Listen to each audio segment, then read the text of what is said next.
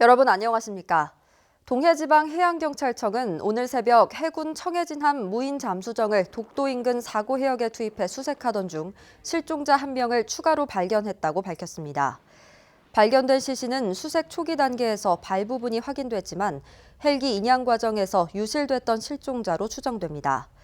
수색 당국은 헬기가 인양된 지점을 중심으로 지난 이틀간 집중 수색을 벌여왔는데 발견된 시신은 오늘 수습할 예정입니다. 사고 해역에는 오늘도 잠수사 109명과 함선 20척, 항공기 6대가 투입돼 수중 수색과 해상 수색, 항공 수색을 벌이고 있습니다.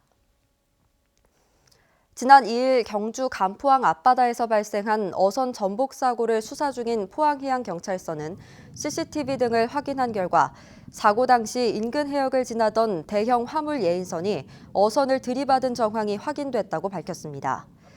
해경은 항적 추적을 통해 사고 당시 화물 예인선이 포항에서 400톤가량의 철 구조물을 싣고 울산으로 가다가 조업 중이던 어선을 발견하지 못해 충돌한 것으로 조사됐다며 충돌 부위에서 시료를 채취해 국립과학수사연구소에 확인을 의뢰했다고 설명했습니다.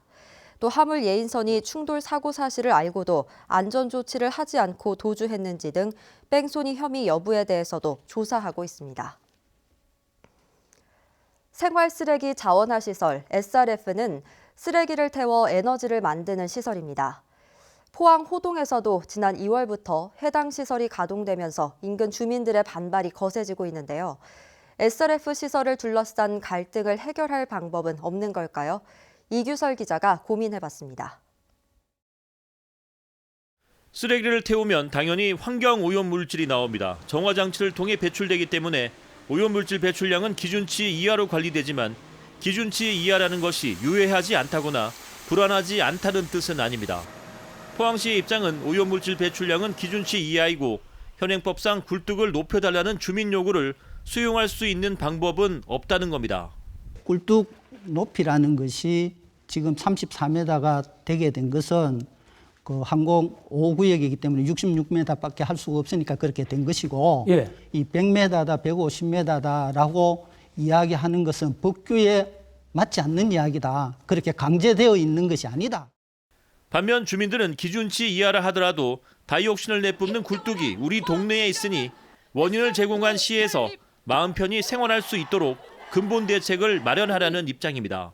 저 높이가 지금 현재 주민들이 생각할 때는 아주 터무니없는 그런 높이라고 생각을 하기 때문에 지금 여러 가지 말들이 많이 지역에서 나오고 있지 않습니까?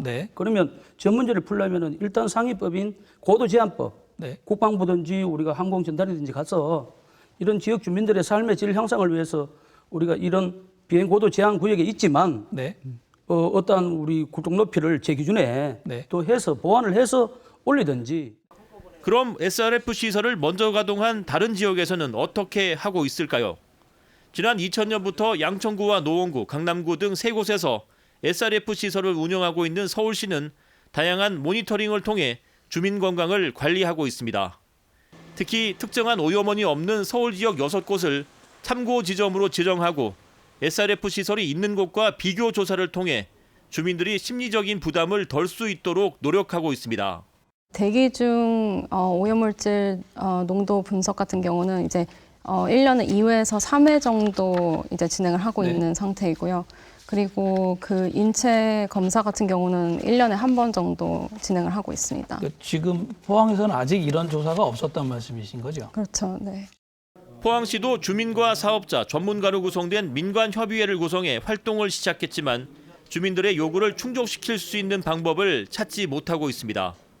한편 포항 남구 호동에서 가동에 들어간 SRF 시설은 당초부터 광역 단위로 지어져 앞으로 포항뿐만 아니라 영천 지역 쓰레기까지 반입해 태울 경우 또 다른 논란이 예고됩니다. 포항 지역의 최대 민원에 대한 해결책을 고민해보는 포항 MBC 시사토론 SRF 갈등 해법 인나는 뉴스 직후인 오늘 밤 8시 55분에 방송됩니다. MBC 뉴스 이규설입니다. 2020 대구 경북 관광의 해 성공기원 선포식이 오늘 서울 플라자 호텔에서 열렸습니다. 이날 행사는 VR 아트 오프닝 영상 상영을 시작으로 관광의 해 성공기원 특별공연, 성공기원 선포 세레머니 순으로 진행됐습니다.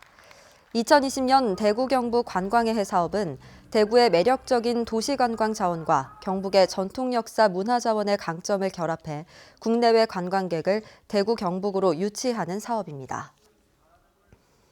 현재 20여 명에 불과한 바다 환경 지킴이 숫자가 내년에는 200명 이상으로 크게 늘어납니다.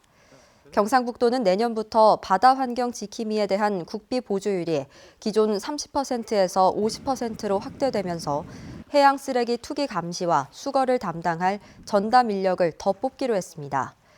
올해는 포항시가 17명, 울릉군이 6명의 바다 환경 지킴이를 채용해 해안 쓰레기 약 377톤을 수거했습니다. 한수원이 지역 주민들에게 사업을 투명하고 정확하게 알리는 지역참여형 국민신청 실명제를 시행한다고 밝혔습니다. 국민신청 실명제는 공공기관이 추진하는 사업 내용과 담당자의 실명을 공개하는 것입니다. 이상으로 포항 MBC 뉴스를 마칩니다. 여러분 고맙습니다.